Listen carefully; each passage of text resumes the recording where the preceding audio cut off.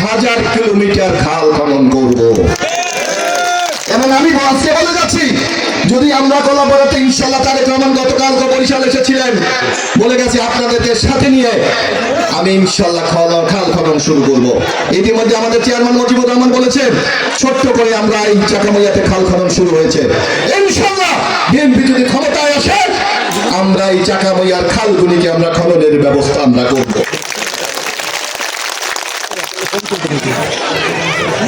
আরেকটু ব্যাপার আপনারা লক্ষ্য করবেন, আমি প্রায় একটা কথা বলি, আপনারা নিশ্চয়ই শোনেন। এখানে বিএনপি লোক আছে না, অনেক আওয়ামী লীগের বন্ধুরা আমাদের বক্তব্য শুনতে আসে না, চরমনাইও থাকতে পারে, জামাতও থাকতে পারে। আমি তাদের কাছে উদ্যত আহ্বান জানাতে চাই, আপনি আওয়ামী লীগ করেন, আমার কোনো আপত্তি নাই। আমি কথা দিচ্ছি, আপনাদের এই কলাপাড়ার মধ্যে অনুন্নত ইউনিয়নের মধ্যে একটি হলো চাকামাইয়া। এটা হবে আগামী দিনে কলাপাড়া উপজেলার একটা আদর্শ ইউনিয়ন, যাতে উন্নয়নের মাধ্যমে আমরা গঠন হতে পারি, সকল কাজ আমরা করব। আরেকটা কথা আমি বলবো, সময় নাই, আবার আজান দেবে। আওয়ামী লীগের কিছু কিছু বন্ধু আমাকে দাঁড়িয়ে বলেছিলেন, মাননীয় ব্রিজ আমার একটা স্পিকার লাগবে। আমরা কি ইনশাল্লাহ সেই ধরনের এমপি হবো?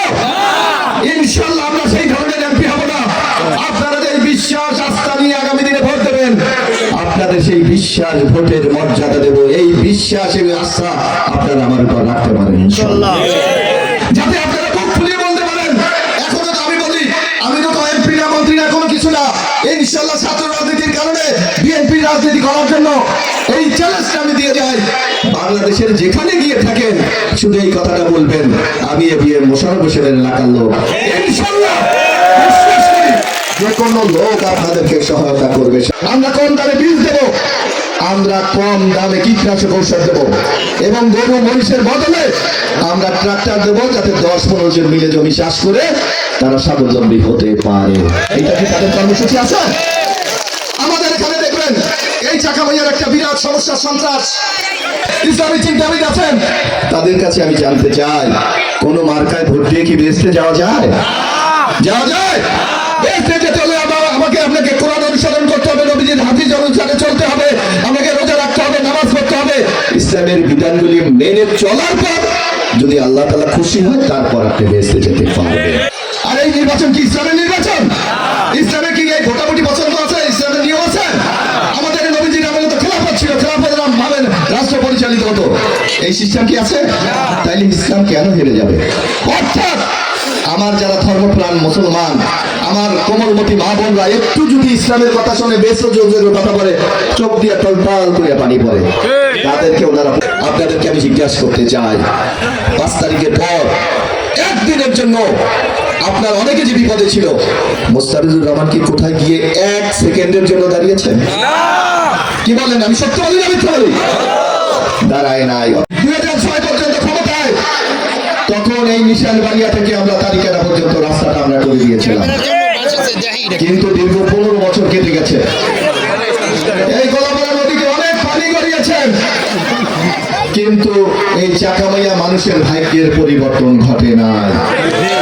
আর একটা রাস্তা হয় নাই, এই চাকামাইয়া কোনো উন্নয়ন হয় নাই। অথচ আমরা ভেবেছিলাম বিগত সময় আমাদের কলাপাড়াতে 2 জন মাননীয় মন্ত্রী ছিলেন, কিন্তু যে উন্নয়ন আমরা আশা করেছিলাম, সেই উন্নয়ন কিন্তু এই কলাপাড়ার চাকামাইয়াতে হয় নাই।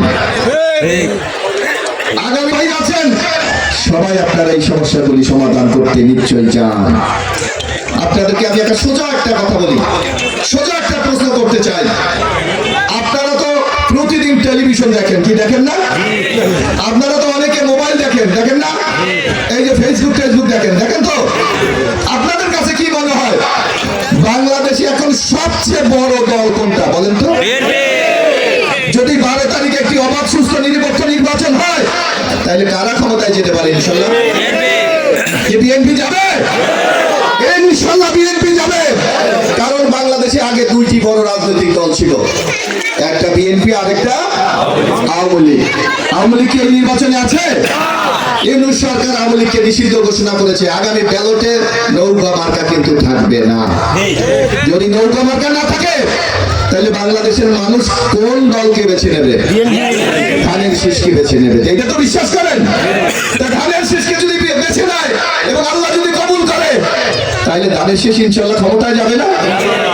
আপনারা যদি এই চাকামাইয়া ইউনিয়ন থেকে আপনাদের যদি নেতা নির্বাচন না করতে পারেন, এমপি নির্বাচন করতে না পারেন, তাইলে কি আপনাদের এই রাস্তা কি ফাঁকা হবে?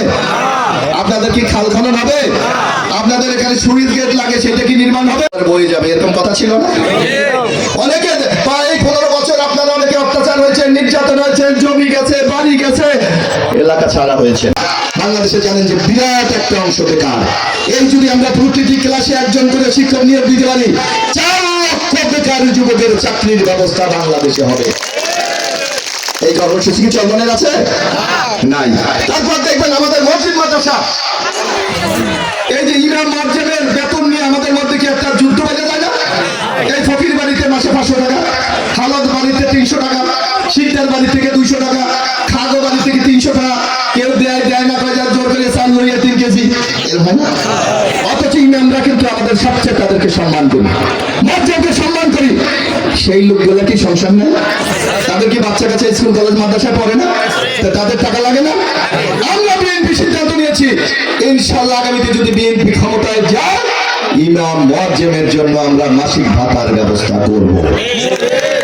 আছে তাদের এই প্রোগ্রাম, আপনারা বসবাস করবেন।